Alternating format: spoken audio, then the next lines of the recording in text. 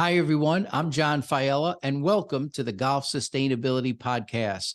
Today, we're joined by Sandy Cross, who's the Chief People Officer at the PGA of America. And we're going to be talking about a topic that's very important to me, which is inspiring diversity and inclusion in golf. Sandy, thanks for joining me at the Golf Sustainability Podcast, and welcome to the show. Thank you, John. It's a pleasure to be here. I normally like people to get a sense for the background of my guests. So maybe you could kind of touch on very briefly your career journey and then focus on telling us about your current role at the PGA of America.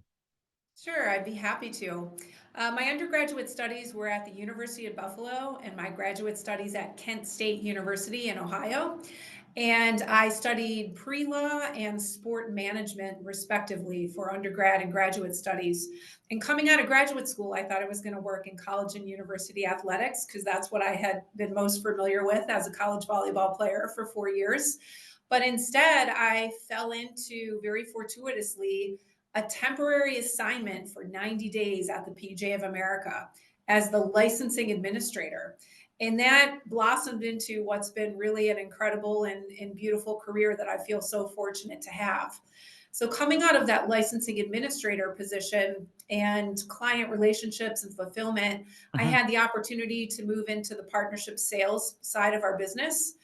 And from there, pivoted into what we call player development or player engagement.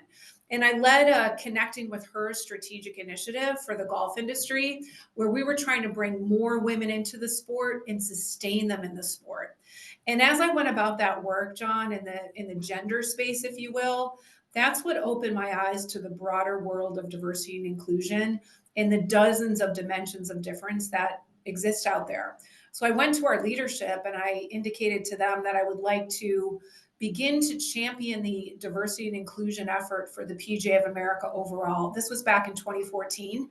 And I was given the opportunity to set up and establish the diversity and inclusion department, the strategic plan. And I still oversee that work today. It's really exciting to see where we've come from since 2014 and how that's grown. In addition, though, in 2019, I grew into a newly created Chief People Officer position and was able to take on the people operations or human resources functions of the PGA of America. So that's in my purview today as well. The people operations, diversity and inclusion, and a lot of our home office operations, cultural initiatives. As many of your listeners may know, we relocated our home office from South Florida, Palm Beach Gardens, to Frisco, Texas, north of Dallas, over the last 4+ years. So we're now fully established on our campus, and it's a really exciting time here in North Texas. That's awesome.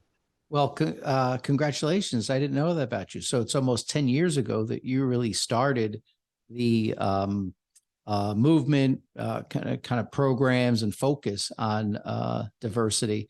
And I guess it's a credit to kind of leadership at the time that they embraced your proposal. Having been involved in corporate sustainability for more than 10 years, I've interacted with lots of organizations, and diversity and inclusion means different things at different organizations. I'm curious as to what's kind of the framework within which you view diversity and inclusion at PGA of America. The overarching framework through which we view it is that we have a grand vision for not only the game, but the golf industry workforce and the golf industry supply chain to truly reflect the demographics of America. So tens of millions of people are playing the game, and certainly we want that participant base to be as diverse and robust and as vibrant as possible. But it's also critically important that the golf industry workforce, and that's approximately 2 million jobs in golf on an annual basis in the US, and the golf industry supply chain, which is over $100 billion annually in this country, that those also reflect the demographics of America. And we know that when that workforce is reflective and when that supply chain is reflective, that fuels and reinforces participation in the sport itself. So that's the high level framework that we use. Now, on a daily basis, John, there's 5 areas of commitment in our inclusion work that we really look after. Mhm. One is on the governance side, and governance is critically important to the PGA of America because we are a volunteer-led professional trade association. These volunteer leaders are at the chapter, section, and national levels of our association. And like the industry workforce, we've got to make sure that the leadership reflects the demographics and they're at those decision-making tables and boardrooms and on committees. So that's a big focus. Education remains critically important over the last 10 years, making sure that our 29,000, nearly 30,000 now, PGA of America golf professionals truly understand what is diversity, what is inclusion, and most importantly, how do they operationalize inclusion at the point of play at the local level? You know, there's things we can do here from our home office, but where the rubber meets the road is at those approximately 10,000 golf facilities around America where consumers are coming out to experience the sport. And we want them to be invited and welcomed and have an amazing experience and come back. Third area of focus is workforce, not just internally, but again, those 2 million jobs in the industry. Supply chain, I touched on the $100+ billion a year industry, making sure that minority owned, women owned, veteran owned, disabled owned, and LGBT owned businesses have an opportunity to be at procurement bidding tables, have the opportunity to put their best foot forward and earn a piece of that economic opportunity that exists in the game of golf. And then our last area of focus, but certainly not least, is community. And Mhm. that's making sure that there's no real or perceived barriers to anyone from any background, identity, or ability coming into the sport. So that comes to life through a lot of community partnerships, not only here in North Texas, but also broadly across the country. Yeah, it's a pretty comprehensive scope from doing some background research on the work you did, particularly early on. It seems like you started a lot of the work internally at the PGA, where you had internal diversity and inclusion programs within the PGA itself. Why did you? Why was it important for you to really start kind of the DEI work internally at the PGA on things like staffing and at the championships and so on? Thanks for asking that, John, because it was really important, and I would recommend that to other organizations as well.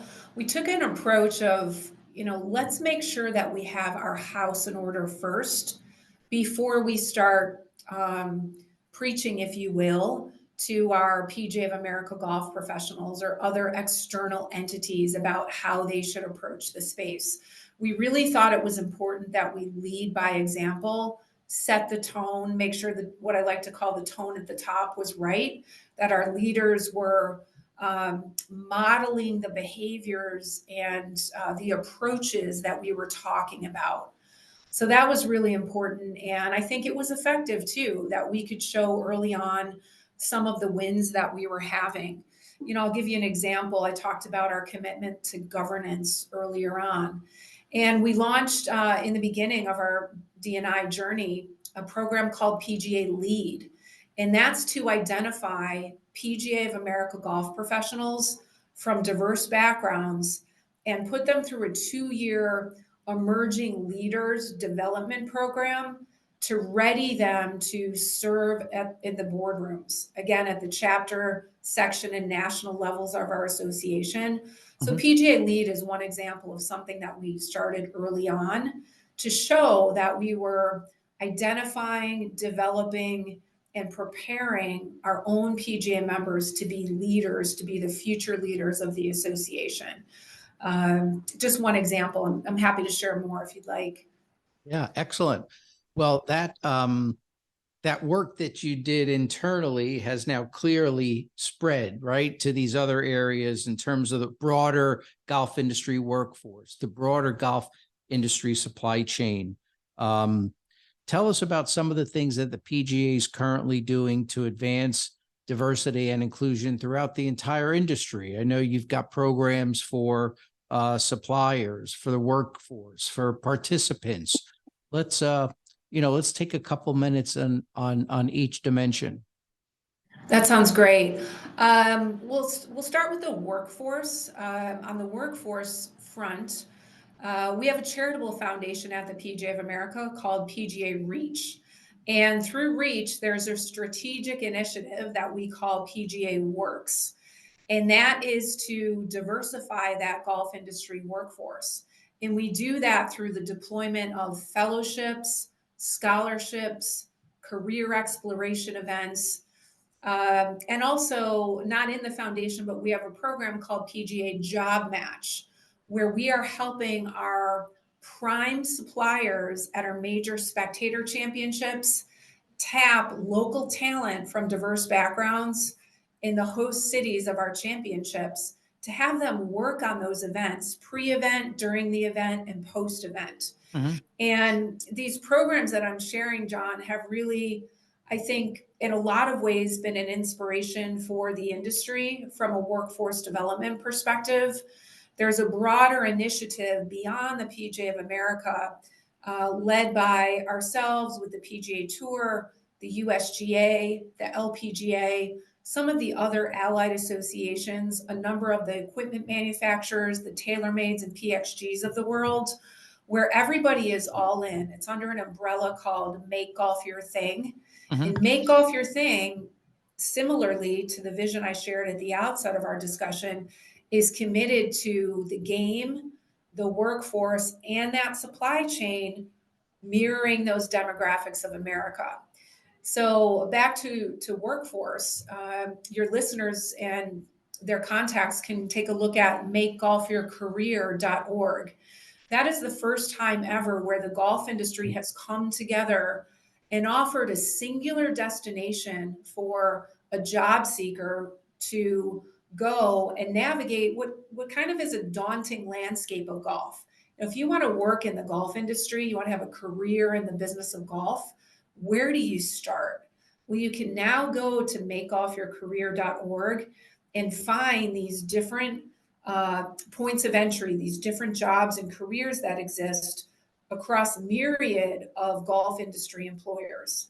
It's also a great place for the golf industry employers to go and find prospective talent from a variety of backgrounds. So we launched that back in January as an industry and are super excited about that.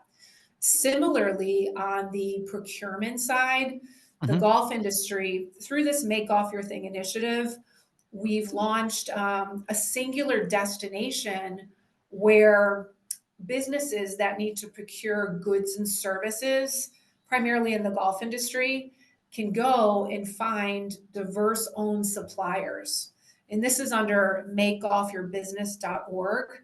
So again, the first of its kind singular destination that's designed to bring together diverse owned vendors with business decision makers who are procuring goods and services. That's an awesome idea. It's in a prior life in the energy industry, the Wall Street Journal had ranked the energy industry like 10th out of 11 industries for diversity and inclusion. And at the time, we started a program at Smart Energy Decisions called Inspiring Diversity in Energy. And kind of the first part was creating awareness for the need to make the industry more diverse. And then once that awareness was there, the obstacle then became, well, where do we find diverse candidates? They didn't know where to go. And it sounds like your programs are really addressing both sides of the equation. You're not only raising awareness, but you're making it easier for golf industry organizations to find diverse suppliers and vice versa. So that was well done on your part to really tackle both sides of that. Oh, thank you, John. I think that's a great analogy with the energy industry. And it's interesting from a golf industry perspective, that awareness piece that you touched on is our biggest challenge and our biggest opportunity. And we found through some surveys with a company called Jopwell that one of the biggest barriers to an individual pursuing a career in the golf industry is they think that they have to have a golf background golf knowledge, golf experience, playing ability. Mhm. And for many of the jobs in the golf industry, that is not the case at all. Golf experience, playing ability, skills, etc., is not a prerequisite. I'll use myself as an example, and I've had this 27-year career in the golf business. I didn't come from a golf background. I had not been exposed to the sport at all prior to taking that 90-day temp position with the PGA. So I really, I want listeners and their contacts and connections and networks to understand that there most likely is an opportunity for a career in this business if you desire it. We operate like any other corporate operation. We've got all the departments and the needs, whether it's the foundation or technology or finance, creative services, marketing, facility operations, you name it. Those types of jobs exist in the golf industry. That's excellent. So we've touched on workforce, we've touched on supply chain. How about participants? Let's talk about the demand side of the game. What are some of the things that the PGA is doing to try to make the participant pool of golfers more representative, more diverse, more inclusive? Well, take us back to Make Golf Your Thing again. One of those areas of focus is the game. And collaboratively with the golf industry leadership, we've rolled out a grassroots grants program. Let's see, we're 3 years into it now, where we are making sure that grassroots grants programs in local communities around the country that have deep relationships with individuals from diverse backgrounds, that they are getting the financial support that they need to run those programs, to be able to deliver PGA and LPGA coaches at the local level to individuals, again, from diverse backgrounds, so they can come into the sport, enjoy the sport, and be sustained in the sport. And I mentioned community earlier on. We want to make sure that there's no real or perceived barriers to an individual coming into the sport and enjoying it for a lifetime. So the grassroots grants program under Make Golf Your Thing has been really impactful. Give you another couple examples. PGA Junior League, which is kind of the little league version in golf, if you will. Boys and girls playing on teams together, ages 17 and under. All skills, all abilities, all backgrounds. There's a scholarship program as well as opportunity leagues through PGA Junior League to make sure, again, that there's no financial hurdle for an individual who may come from a financially under-resourced background to come into the sport, come into PGA Junior League. And it's so critical, John, that we bring more girls and more youth of color into the golf pipeline early on through programs like PGA Junior League and through those Make Golf Your Thing grassroots grants programs. Because if we don't bring youth in early on, they won't develop the skill level or playing ability that is a prerequisite to become a PGA of America golf professional or an LPGA teaching professional. We talk about the 2 million jobs in golf, and many of those don't need a golf background. But if you want to pursue a career as a PGA of America golf professional or an LPGA teaching professional, you do need playing ability. There is a playing ability test that you're required to pass before you come into that professional golf management curriculum and earn that credential as a PGA of America golf professional. So that's an important factor for us as well. We have nearly 30,000 PGA of America golf professionals. Only 5% of them right now are women. 12% of them are individuals of color. So a lot of room for growth when we think about diversifying the golf professional workforce. These are individuals who are teachers and coaches. They're managing the golf operations at about 10,000 golf facilities around America. And they're also in executive management roles at a variety of golf industry employers. So it's an important side of the equation. And another reason that we really need to flood that youth pipeline early on with a lot of diversity. Yeah, that's actually that's fascinating, and it makes a world of sense. If you want a more diverse pool of PGA professionals, your membership, you're going to need to get a more diverse pool of people coming into the game. This idea of grassroots is really the next topic I wanted to get into, Sandy, because you see so many really smart, creative programs developed at the top of, be it the PGA or the USGA, but you go out to your average golf course, and there's generally rarely evidence that there's activity on the ground to really support those efforts.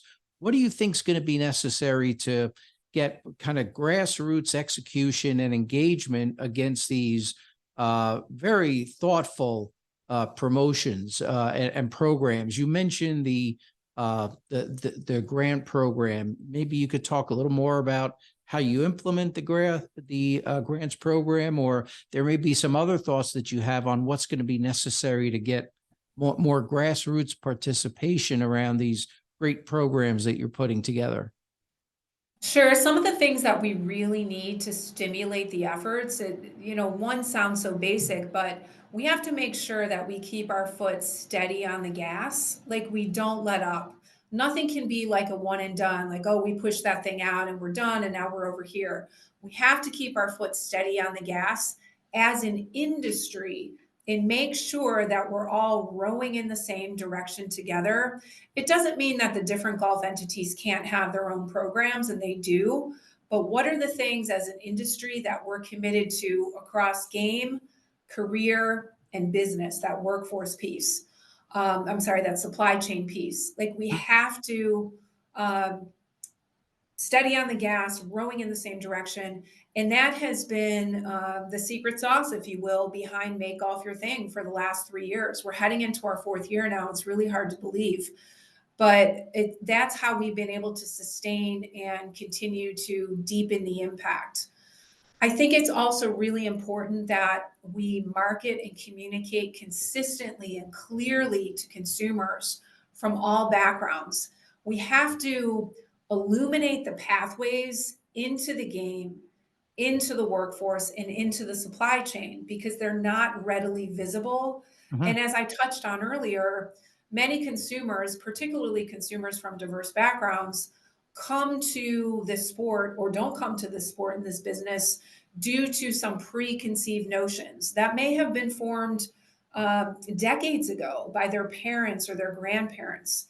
So we have to thoughtfully storytell, put forth the new narrative about what golf looks like today and what those pathways into the game and the business are, and how to step onto those pathways with ease.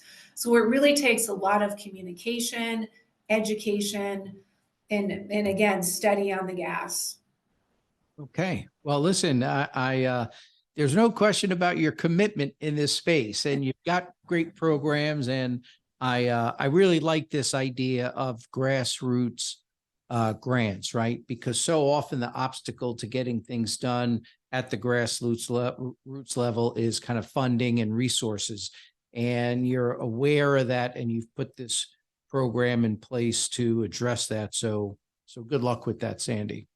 Oh, thanks, John. And one other thing, just on the grassroots grants, to emphasize why they're so critical, in addition to what you shared, is those organizations, let's take Black Girls Golf or the Latina Golfers Association. They have relationships already with consumers from diverse backgrounds, trusted relationships, huge followings. And we don't have those relationships. We don't have those followings. So when we lock arms with those types of organizations, provide some financial support so they can sustain their operations, they become advocates for us, for golf, for the career, for the business, to their followership in a way that, frankly, I don't think we ever could, because we don't have the background and the authenticity and in the industry track record that people might necessarily trust or believe yet. So really, I can't emphasize enough the value of those grassroots relationships that are embedded deep in communities across the country. All right. How would I apply for a grassroots grant? The next grant application window or phase, if you will, I believe that'll be our 4th phase, will open up early in the new year, calendar 2024, Mhm. and you will be able to do that at makegolfyourthing.org. Excellent. Well, we'll make sure we include a link to that in the show notes, Sandy. Thank you. Yeah. So I'd like to end each episode of the podcast with some questions that really give our listeners a chance to get to know our guests a little better. So we're going to pivot from golf to you, and I know you're very modest, and I know this is going to make you uncomfortable, but I really would like to kind of touch on some of these things, Sandy. What would you say drives you? What motivates you? What drives you? I'm really driven by the transformative power of golf. I've just seen it through the decades. Like there's so many joys in the game, and the sport really has the power to transform lives. Whether you're playing in it or working in it or doing business in it, there's just countless stories. And I'll do a brief plug for one of our own programs that our foundation, PGA Reach, operates, and it's called PGA Hope, and that stands for Helping Our Patriots Everywhere. And there's no better example of the transformative power of this sport to literally change the lives of men and women who've given everything to us for our freedoms in service of this country. So that's the biggest shining example. And it's literally, you listen to the interviews from some of the Hope participants and alumni, and for some of them, John, it's literally saved their lives. It has brought them back from the brink, allowed them to have some stability and some hope, no pun intended, and to re-engage in their communities in meaningful ways. So that's one example, but there's just so many ways that golf can transform a life, transform a business, etc. Yeah, that's actually that's a great example. I'm supporting and I've been involved with the First Tee group down here in Palm Beach County, First Tee of the Palm Beaches, and they are not only doing great things with youth programs, but they're also supporting the local VA hospital. And golf as therapy for veterans is something that's really emerged as an important part of what they do. So I really like the detail on this Helping Our Patriots Everywhere program. So thank you for sharing that. Who has inspired you, Sandy? My parents have been my biggest inspiration. They've both passed on, but my entire life I watched them give back to the community, whether it was their church community or the local community or Boy Scouts, Girl Scouts, 4-H. They were just always giving back to the community. So that really inspired me. And more specifically with my dad, he lived an others first mindset, no matter what it was, big or small. He would always put the other person first. And that others first mindset has really informed my approach to the inclusion work and the people operations and the cultural work that I've had the opportunity to do on behalf of the PGA of America and in the golf industry more broadly. So really my parents, John. Yeah, that's wonderful. And I would imagine they'd be, well, they are very proud of what it is you're doing. So keep it going. Thank you. What would you say, Sandy, has been the greatest challenge that you've faced and overcome? As I think about the recent years, John, it's been an incredible opportunity and it's been amazing to be a part of. Relocating the PGA of America from South Florida to North Texas was incredibly challenging. I mentioned earlier on in our discussion that we did that over a 4+ year period, which is not, the normal approach that a company would take. I think with a corporate relocation, it's typically done on a shorter runway.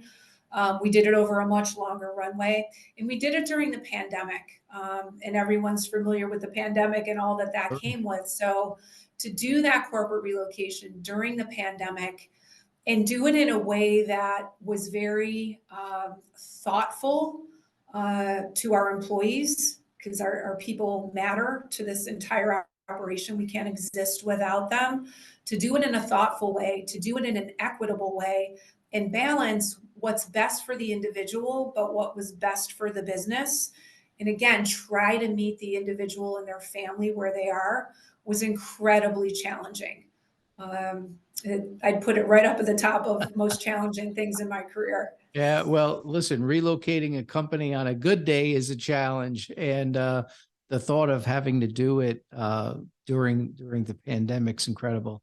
I have to say, we do miss you in Palm Beach County. When I drive by PGA Boulevard, I think about you guys, but the facility you have in Frisco is just unbelievable. As I may have mentioned to you, I attended the National Golf Foundation Executive Symposium, which was held there, and the facility is incredible. I didn't get a chance to play the golf course, but I definitely plan on returning to do that. So you guys did a great job with that. Oh, thank you. We're super proud of it.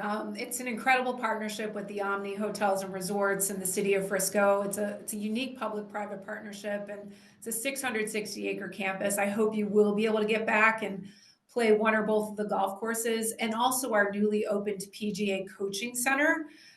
You should try to take advantage of that as well. I'm not saying your game needs work, but we all can improve. And if you watch episode 1, I am fully transparent about the fact that I am a high handicapper and my game needs a lot of work. But I'm high too, John. You and I will pair up for the round. well, listen, Sandy, this has been great. I really, I was hoping to give our listeners an opportunity to understand the scope and the breadth of your activities around diversity and inclusion, the themes. I really like the way you have this organized around the game, around careers, and around business to promote, diversity and inclusion with participants within the workforce and also within the supply chain. So, great work. I know your best accomplishments, I suspect, are ahead of you. Thank you so much for being with us here today on the Golf Sustainability Podcast. Thank you as well, John. It was a pleasure. I appreciate the opportunity. And to our listeners, thanks for joining us on this episode.